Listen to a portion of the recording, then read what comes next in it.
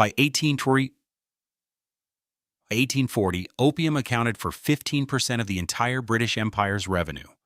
That is approximately $400 billion in today's money.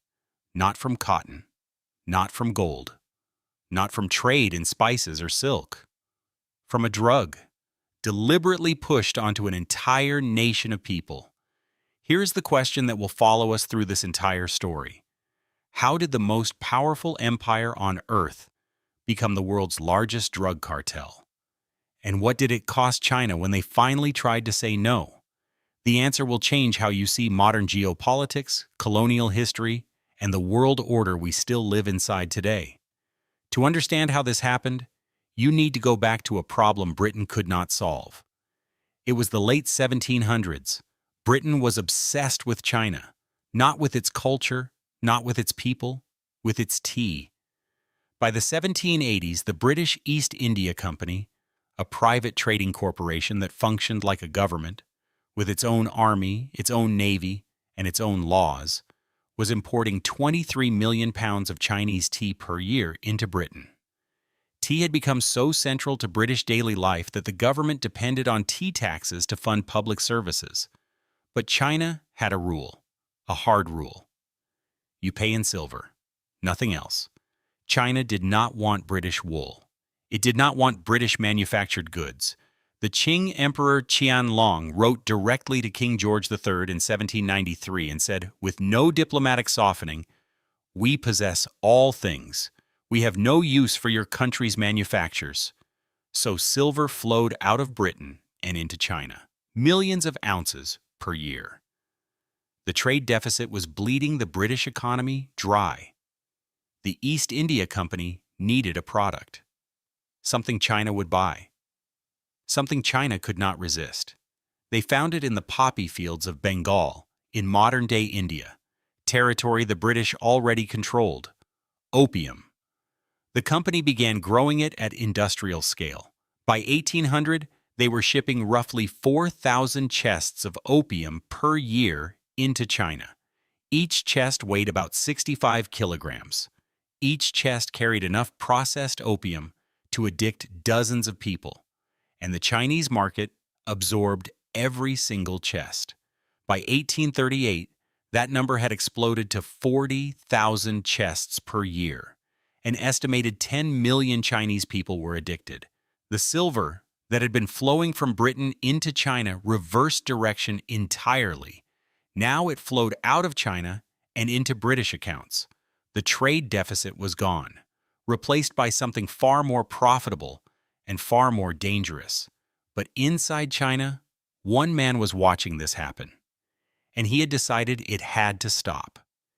His name was Lin Zexu, and the decision he was about to make would trigger a war that would reshape the entire world order.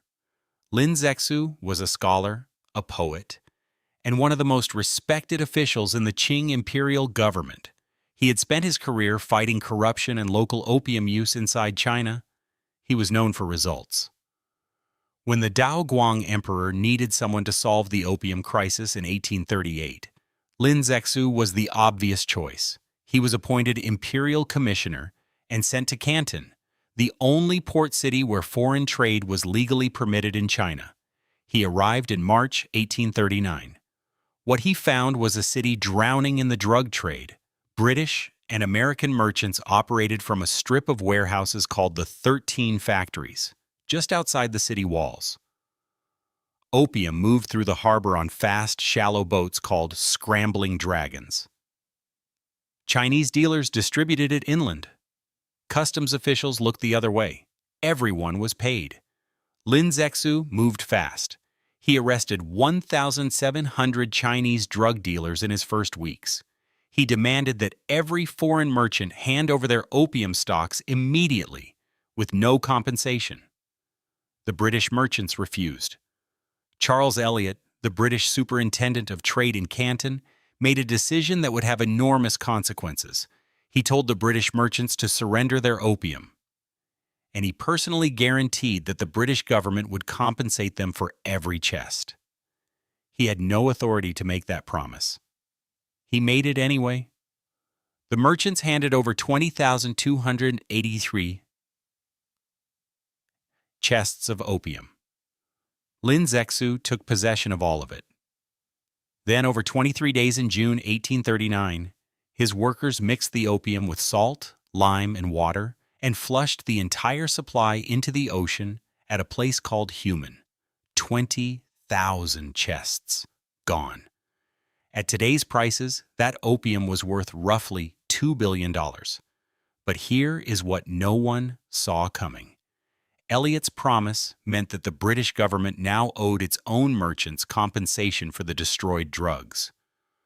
Lord Palmerston, the British Foreign Secretary, a man who believed British interests justified almost any action, looked at that bill and made a calculation.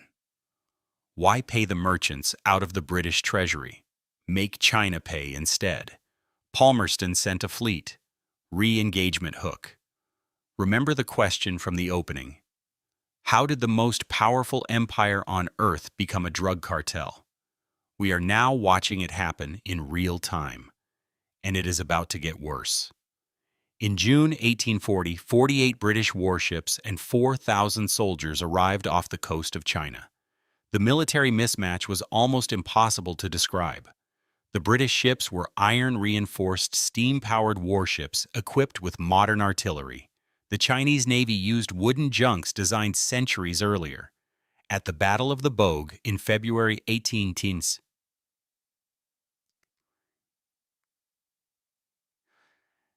British ships destroyed the Chinese coastal forts in a single afternoon. The guns on those forts were so outdated that some of them were still bronze cannons cast in the 1600s. The war moved up the Chinese coast like a door being kicked open, room by room. Canton fell, Xiamen fell, Ningbo fell, Shanghai fell. By August 1842, British forces controlled the Yangtze River, China's main commercial artery, and threatened to cut off the imperial capital in Beijing from the entire southern half of the country. The Qing government had no choice left. On August 29, 1842, Chinese officials boarded a British warship called HMS Cornwallis and signed the Treaty of Nanking. It was the first of what Chinese historians call the unequal treaties, and what China gave up that day was staggering: $21 million in compensation. Roughly $630 million today. 5 ports forced open to British trade, permanently. Extraterritoriality, meaning British citizens in China could not be tried under Chinese law. And one small island at the mouth of the Pearl River that the British had already been using as a base. Hong Kong. The First Opium War was over. Britain had gone to war to protect its right to sell drugs, and it had won completely. But the story does not end there, because 14 years later, Britain decided it wanted more. Stop. Before we go further, you need to understand the world China now existed in. After the Treaty of Nanking, other Western powers moved in. The United States signed its own unequal treaty within 2 years. France followed. Russia followed. Each treaty gave foreign powers new rights inside China. Each one chipped away at Chinese sovereignty. The Qing government grew weaker, humiliated, and internally divided. And Britain was not satisfied. Re-engagement hook. At 6 minutes, the opening question was about consequences. We are now at the moment when those consequences become permanent. The trigger for the Second Opium War came on October 8, 1856. A small trading vessel called the Arrow was boarded by Chinese officials in Canton Harbor. The ship was registered in Hong Kong, meaning it flew a British flag. Chinese officials arrested 12 of its Chinese crew members on suspicion of piracy. The British flag may not even have been flying at the time. The registration had technically expired 4 days earlier. It did not matter. Harry Parkes, a 28-year-old British consul in Canton, escalated the incident into a diplomatic crisis. He demanded the crew be released immediately and that China issue a formal apology. China released the crew, but refused the apology. Parkes reported back to London. Lord Palmerston, now Prime Minister, used the incident as justification for war. When the British Parliament debated the decision, it was so controversial that Palmerston lost the vote. His own government rejected the war. He dissolved Parliament, called a new election, and campaigned on British national pride. He won. The Second Opium War began in 1857. This time, France joined Britain, using the murder of a French missionary in China as its own justification. Anglo-French forces captured Canton in January 1858. They moved north. They captured the Taku forts guarding the approach to Beijing. They forced China to sign the Treaty of Tientsin in 1858, which opened 10 more ports, allowed foreign diplomats to reside in Beijing for the first time, and formally legalized the opium trade. China tried to renegotiate. British and French forces responded by marching on Beijing itself. On October 18, 1860, on the personal order of Lord Elgin, the British High Commissioner, British and French soldiers burned the old summer palace to the ground. The Yuanming Yuan, a complex of 200 buildings, 150 years in construction, containing irreplaceable art, manuscripts, and imperial treasures accumulated over centuries. It burned for 3 days. The smoke was visible from Beijing. The Convention of Peking ended the Second Opium War that same month. China ceded the southern part of Kowloon Peninsula to Britain, expanding the Hong Kong territory. More ports opened, more indemnities paid. The opium trade was now not just tolerated, it was legally protected under international treaty. By 1880, China was importing 6,500 tons of opium per year. An estimated 40 million Chinese people, roughly 1 in 10 of the entire population, were addicted. Here is the answer to the question we opened with. The British Empire did not stumble into the drug trade. It engineered it. It scaled it. It protected it with warships and treaties. When one country tried to stop it, Britain declared war twice and won both times. The $400 billion in revenue did not happen by accident. It happened because the most powerful government on earth decided that its financial interests mattered more than the health of an entire civilization. And the consequences for China were not just economic. They were existential. The Qing dynasty never recovered. The humiliation of the Opium Wars fed directly into the Taiping Rebellion, a civil war from 1850 to 1864 that killed an estimated 30 million people. It fed into the Boxer Rebellion in 1900. It fed into the collapse of the dynasty itself in 1912, after 268 years of rule. The Opium Wars did not just wound China. They started a collapse that took over a century to stop. China calls the period from 1839 to 1949 the Century of Humiliation. 110 years of unequal treaties, foreign occupation, civil war, and territorial loss, all tracing a direct line back to the moment Britain decided its trade deficit was more important than Chinese sovereignty.